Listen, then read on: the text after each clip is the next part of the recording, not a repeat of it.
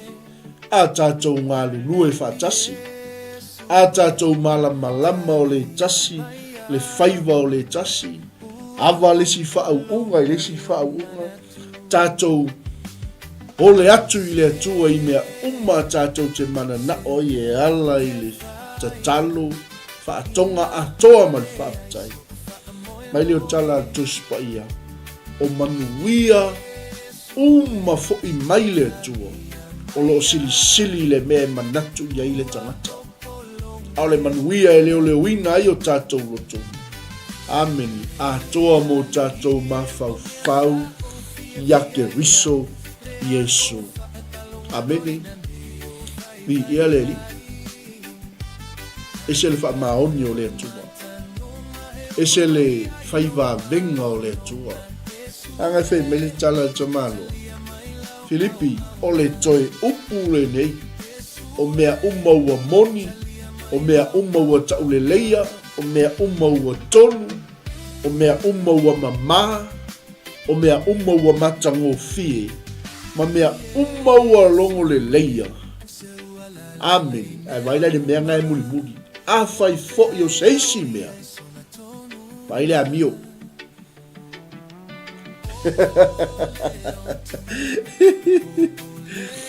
Langa mpeon ta ua i tātou le atali i ma le whawhine o le atua po whanau o le atua. A o le matanga i o le tātou wanio. Ameni. Vi ia le tiwa whai mai le apapua inga ta maloa.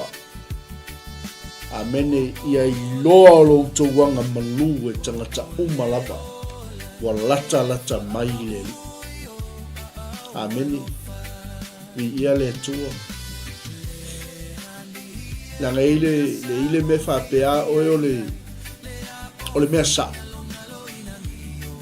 Ai o se mea le nai fina ngalo ia ile tua. Ameni. Ia le ele o se mea le lei. Ele o se mea sa. Langa ile me sili atu ile mea le lei ma le mea sa. O le mea ua ami o tonu. O le mea ua tonu i le fina ngalo o le tua. Ameni. I ia leli. Praise the Lord. E se la le wha maoni. Tau lunga ale upua. Ale tangata o le tua i le whape atu i le kalesia. Filipi a whai fo i o seisi mea. Po se tasi mea e vi ia. I au tau mana tu natu i ia lava mea. Ameni. Baile amio. Lea whiwhatua au matula sao tina. A whaifo i yen tina o whafonga mai tono o lo whanwhainga nuenga. Ia po whea lava le te iai le taimi. O a mailo tai au. O a mailo waso. O pu lea o tatou a mio. Amen. Langa o mea umaua moni, o mea umaua tauleleia, o mea umaua tonu, o mea umaua mamā, o mea umaua matango fie, o mea umaua longo le leia, a whai whai o se isi mea. Paile a mio. Amene. O le a mio fu ile fe mei paulo i sili lo tau a mio i le tala le lei. Ai o mai utapuni tu se Filipi femea ia I loa lo tau wanga malu o tangata umalava wa lata mai lea li. Ameni, e se la fa maoni. O le loto le tangata o le atua wa sa saa ilana I kalesia. Ameni, o le loto le tamau wa sa saa atu ilana whanau. Ameni, o usoi le au pele ma le au whatua tua o eu te alofa ma au nau iai. Anga u le alofa ia au tau te le tusi atu ia te au tau nei mea. A o lo ua lofa nau ia te au tau. E le ngalo a fika I siona wau. E le ngalo lo au tau wanga le lei. E le ngalo lo au tau lima mafola. Le tio foi le upo le poto. Pe ona whamna tuina le sao tina o le asfapto tina le foi tau sanga. Ameni. Vi ia leli. Ia wha mafola atu o lima tina I leu o tinga ina. Ma ia tau tala lau whaiva I le tū la fono o le alofa. Amen. E se la le matango fie o se tina, o se tamaya, e nau I le alofa. Ma leo tala tamalo, o lo fia, ma lo pale o tau Filipi. Ia whapea no tau tu mau I le li. Mau te ai o yatu ia te oe e votia, masune tui. Ia tasi lo la manatu I le li. Hallelujah. Vi ia le tu.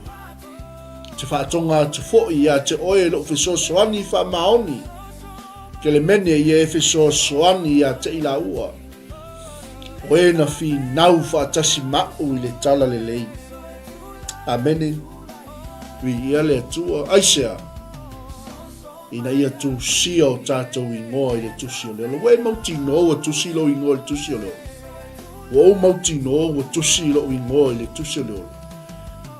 Tātou te mauti no. Wa tusi ma wha mawina o tātou ingoa I le tusi o leo. Ina ua o tātou wanga malu. Ina ua o tātou wa mio le lei. Ina ua o tātou whaia le ami o tonu o le atua. Ameni. Ona tātou maua leo le oli e lea unoa. E ona FAASOA mai e le upua le atua mo I tātou ni taia. Wa, nau I le alufa. Wa mea uma ti ngā whainga tā o ona matui ino sia whaaleanga ina. Nau I le alufa. Amene, ia I loa lo tau wanga malua e tangata umalava wa lata mai le alii. Aua nei popole o tau I se me tas. A ia whailo ato o tau manao I le alii mea umalava. I le tatalo, whaatonga, a toa mal whaatai. Le ase taimi muli na I tatalo. Ameni. A ole awala pito sili leo na whaingofi. Tātou te ole atuai le atua I mea tātou te atu vale ai. Ma mea tātou te popole vale ai. Wailai upua tuspa ia. Mai tala tangata o le atua Filipi o le manuia fo I mai le atua. O lo o sili lava I mea I manatu I ai tangata. A o le manuia e leo ina I o tau loto. A toa ma o tau mawhau ia ke riso Yesu. Ameni. Bi ia le atua ni vaenga o le aso. Au tātou iai fo I whaamna tuina o le aso whaapito tina. Ia whaamanuia tele le atua ia te outou umalava. I le whaamna tuina o le outou aso whaapito le anga o outou o le ola. O outou e mana vaina le ola I totonu o tātou ai. Ameni. Ai ila sisi mea tātou te mawhau. Tātou mawhau. Ia sao ma mio tonu la tātou wa mio. Ma ia tātou mana tu natu. Ia lava mea o lo tala noa ma ele upo le atua mo I tātou. Ameni. Awane ngalo ia te oile mea wa oina I oile ngalo upu le alta malo na whai le kalesia. Bi ia le li, ai mai se foi le kalesia le atua le taimi lei. O ai lo taitai, o ai le tangata o le atua lo enga lue I lalo na taitai inga. Mai lo tala Paulo ia Filipi, o mea fo'i wa o inai o tau mautou talia mautou whaalongo iai mautou wa'ai mai iai a te au male au perfecta male au apostol i au tau whaia lava ia mea ona ia te o tau leo le atua e ona le manuia o ia le nana tea whaau popo ma foa i atu ia te o tau e tusa ma le mea tau te ole atu wai ia te ia. Amene, vi ia le atua, FAASOA mo o ni vaenga le uli nau i le alofa. Amene, vi ia le atua. Praise God. Mai leo tala tangata, sei fai tawa tu pele, pe ona, mai. Hei poe lima, ia i lolo tauanga malue tangata umalava ua lata mai le lii. Aua nei popole o tau i se me tasi, a ia faa ilo ato o tau manao i mea umalava i le atua, i le tatalo ma le faatonga, a toa ma le faafetai. O le manuia fo i mai le atua o lo sili lava, i mea umai manatu i ai, e leo ina ai o tau loto a toa mo tau mafau i a te riso Yesu. Le au soi, o le toi upu le nei, o mea ua moni, o mea ua tau le leia, o mea ua tonu, o mea ua mama, o mea ua matango fie. Ma mea ua longo le leia, a fai foi o se isi, a mio le lei. Po se tasi mea e vi ia o tau manatu natu i ia lava mea. O mea foi o inai o tau mautou talia mautou whaalongo iai, mautou waai mai ai a te au, ia o tau whaia ia lava mea, ona ia te o tau leo le atua e ona le manuia. Ameni. Okai. Le wha maoni o le atua, le moni o le loto le tangata o le atua, i lona loto sa atu i le ekalesia. Amene, ai teilo, oli li o le tangata o le atua, le anga ua ia mauti ngoa wa tu sia lona i ngoa i le tusi o le ola. Amene, vi ia le li, ele umma le alofa, ele umma le anga le lei, ele le tausi au na le atua nei e kalesia e uina wa le toi mafuta ma le au na le atua e uina vala e uina mamao ala i ele ai le lo lato wa lofa tu la me le tala tamalo wa o fia Filipi i ele au a ona po nei wa toi tupu mai ai lo tau manatu natu mai a tau. Leo wa o nei roma le whare pui pui. Leo wa o wha tali atu le aso ma te mafuta ai malok matai. A o lea lava ya. A o lea lava tau te alo lofa mai. Lea lava tau te manatu natu mai. Mi ia le li. Mi ia le atu. Me leo tala te malo. Filipi whaatai, au te le whai atu ono le matiwa. O wau o ina au ia to ofi le mū o loto i mea wa iatea. Ni ia le li, le wingo le tala te malo. Le leo tala le apostolo Paulo le kalesia Filipi. Ni ia le li, o ina. Ni ia le li, ia to ofi le mū o loto i mea wa iatea. Amene, tasi lea mea lea e whai malape o le ngā luenga le tua, malfina ngalo le tua o lo tatou ngā lue ai. O le mana o lasi, mai tala Paulo, ia toa fi le mūlo loto i mea wa ia tea. Wa o ina, amene, e au te le whai atu ono le matiwa. Mi ia le li, wa ui loa le matiwa, wa ui loa le mauoa. O i mea o lava o te iai. E vai e experience ka mā loa le matiwa ma le mau o i mea uma na ia tā lai ai ma whai ai le ngā ruenga le atua. E o fo I mea na o li tangata o le atua. Fe mai le tala le tuspa ia o mea ia wa o ina ia upo le tamaloa I lana I kalesia I pele I lona loto. O lona fatu ma lona anganga. Ameni. Ni ele li fe mea. Ma mea e o ia tia. Wa o ina ia. Ia o iloa o na maona. Ia o iloa o na fia ai. Ameni. Ia o masani le ai o se mea o le iai o le mea. Ia faulai mea ma ia onge mea. Amen. Mai le tala tama loa I fai pule suma le tolu le lau iloa ma. Lau sila fia le pa ia ma lau fatotu. Lipi o te mawhaia mea I le fa malosi mai o ke riso ia te au. Hallelujah. A o lo fia ma lo pale o tō. O o te nau iai ma ua lofa iai. O le wha manatu I o tautu mau I le lii. E le au noa. Iai loa lo tau wanga malua tangata umalava. Ua lata mai le lii. Aua tau te popole I se me tas. Amen. Pi ia le lii. Te mawhaia mea I le wha malosi mai o ke riso ia te au. Awa ua o I loa mativa, ua o I loa fo'i le mauoa o I mea lava o te iai, ma mea e o ia te wa o ina ia. Amen. Ia o I loa maona I loa na fia ai, ma sani le faulai o mea, ma sani le onge. Amen.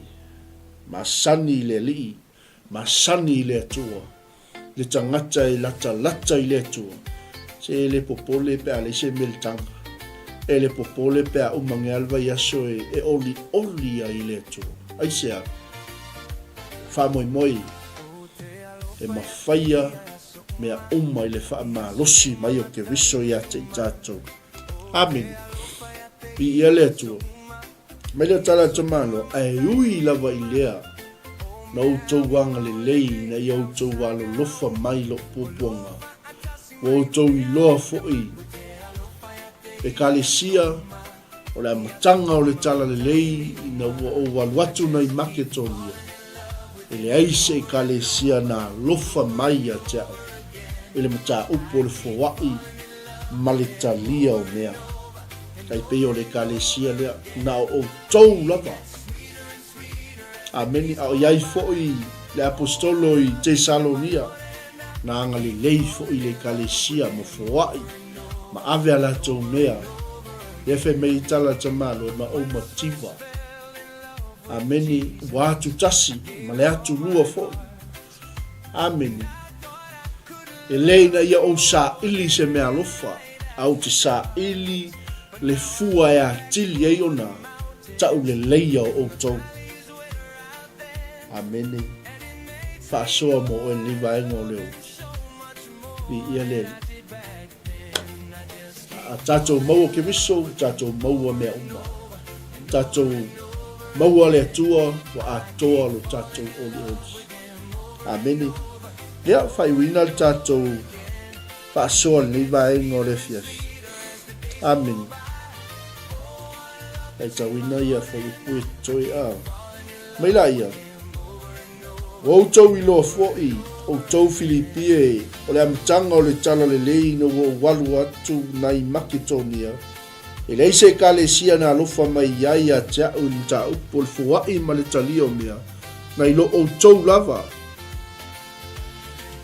A wa fo'i a o I Tesalonia au na o tau abatu mea na o mativa ai, wa atu tasi ma le atu lua fo'i.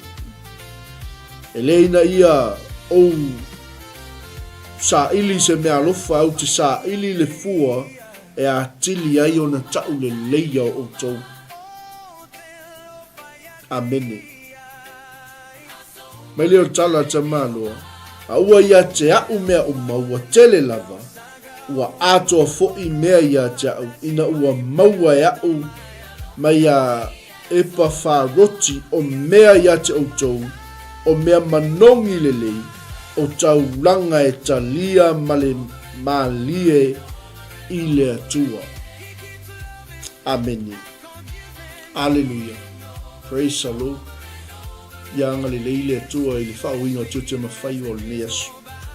O le tatalo fo i le an tatalo o le tamalo i le kalesia a o loo atua i wha atoa ia iat autou mea umai matiti vai autou. E tusa ma le whaulai o lona viinga. Ia ke riso Yesu mai leo tala tamalo ia i le atua o lo tatou lawa tamalea te vi inga e whaavavau lava. Amen. Ia whaatai atu si o tatou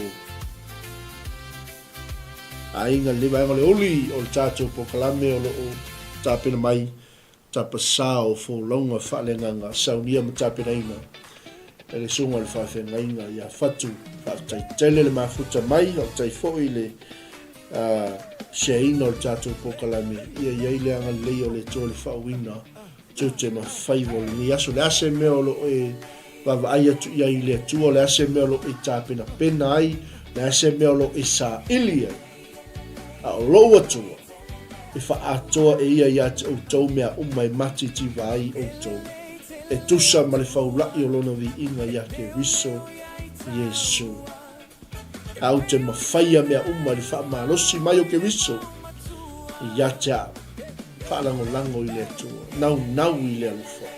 Amen. Ia whaia mea umai tusa ma le fina ngalo le atua a ia sili na mea uma o lea mio o le tau le leia ia i lolo tauanga malua i tangata umalava ua lata mai le ali. To God be the glory forever and ever. Amen. Ma amene. Whamanuia tele le tua si o tātou ainga. Mai atau nei o lau tau o auna tau tua mo o isa mo le atunu pele. God bless. Shalom. Shalom.